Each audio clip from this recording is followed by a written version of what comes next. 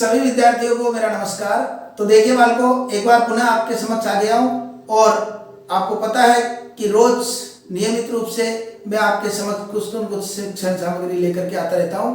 उसी श्रृंखला में अभी जो हमारा प्रकरण चल रहा है वह चल रहा है पद परिचय। और पद परिचय के अंतर्गत हमने विकारी और अविकारी ये जो दो भेद पढ़े हैं, उनके अंतर्गत विकारी के जो भेद है संज्ञा, सर्वनाम, क्रिया और विशेषण, इन चारों का हमने अध्ययन कर लिया। इसके प्रकारों का तो अब चल रहा है हमारा अविकारी के प्रकारों का अध्ययन। अविकारी के अंतर्गत भी हमने जो है क्रिया विशेषण, इसका अध्ययन पिछले भाग में प्राप्त कर लिया है।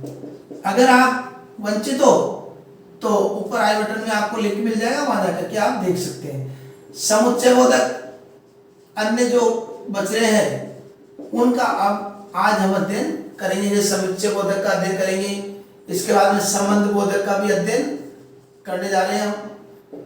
और संबंध बोधक के बाद विस्मय आदि बोधक, विस्मय आदि बोधक, इसका भी हम अध्ययन करने जा रहे हैं। ठीक है, तो अभी हम चालू करते हैं समुच्चय बोधक। समुच्चय का मतलब होता है जोड़ना, और आपको पता है कि जोड़ने वाले जो शब्द है, समुच्चय आपने गणित में पढ़ा होगा, तो जोड़ना और जोड़ने वाले शब्द क्या होते हैं?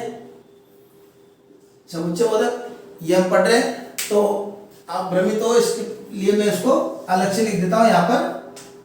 समुच्चय बोधक, इसका हम अध्ययन कर रहे हैं। तो समुच्चय में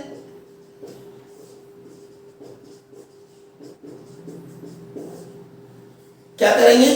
तो समुच्चय बोधक में हम जो अध्ययन करेंगे,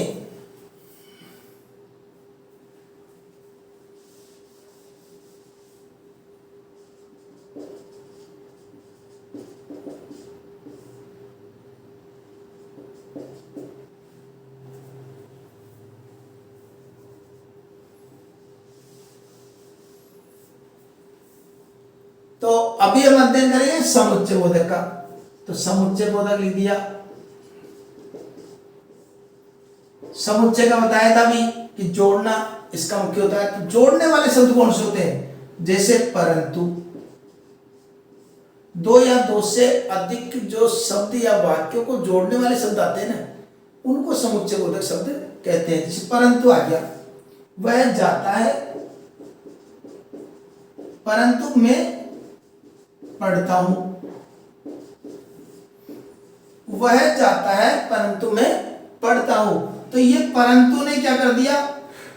इसको जोड़ने का काम कर दिया, इसलिए अव्यय शब्द है, इसमें परिवर्तन होता नहीं है, इसलिए परंतु क्या हो गया? समुच्चय बोधक। ऐसे किंतु, लेकिन, अथवा, वह,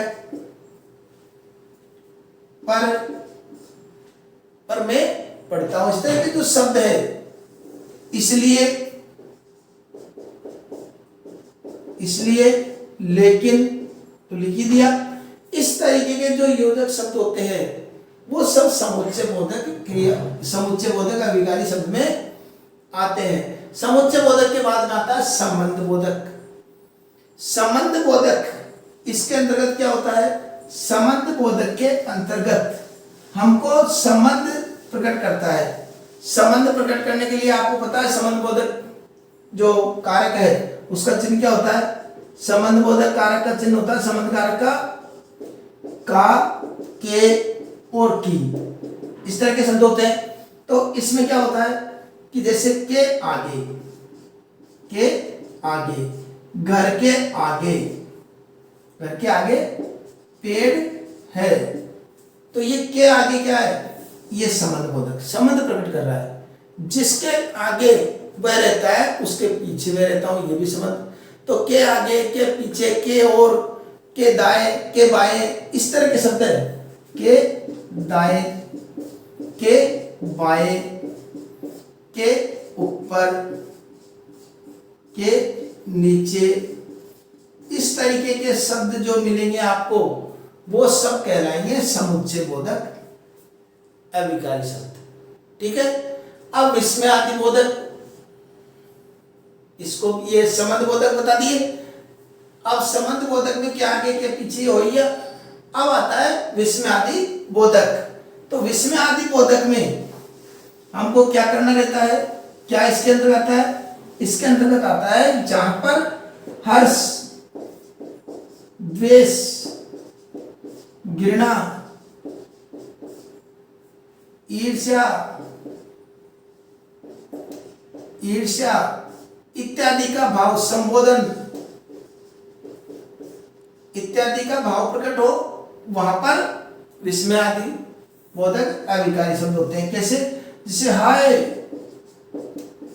मैं तो मर गया, ये हाय। उप, आज कितनी गर्मी है। ओ, आनंद आ गया। ओहो, आज तो आनंद आ गया। अरे अरे ये क्या कर दिया, कर दिया, ये क्या है, विस्मयादि। आपने देखा होगा प्रयोग।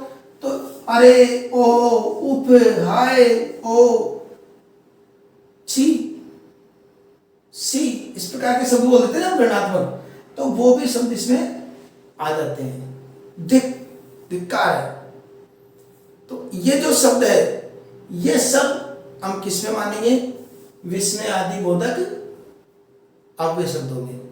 अव्यय शब्द भी बोलते हैं अविकारी को, ये जरूर ध्यान रखना। अविकारी शब्द जो है वो अव्यय शब्द भी कहलाते हैं। अव्यय का मतलब जिसमें कोई वे नहीं हो, अव्यय अर्थात इसमें कोई परिवर्तन नहीं हो सके। और आपको पता है विकारी जो शब्द पढ़े थे हमने, उनमें परिवर्तन हो सकता था, लिंग वचन कारक इत्यादि के आधार पर परिवर्तन किया जा सकता है, उनमें इनमें परिवर्तन नहीं किया जा सकता, इसलिए अविकारी शब्द हुए। अब हमको पद परिचय के अंतर्गत और क्या क्या जानकारी प्राप्त करनी है, एक भाग और बचेगा इसका, फिर उसके बाद में ये पद परिचय किस प्रकार हल करेंगे हम, वो सारी रूपरेखा में बताऊंगा।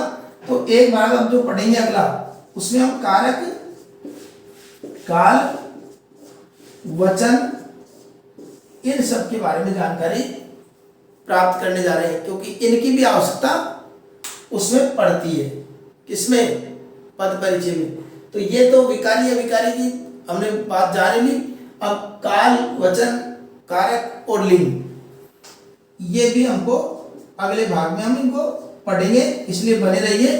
अब मिलते हैं अगले भाग में, तब तक के लिए धन्यवाद।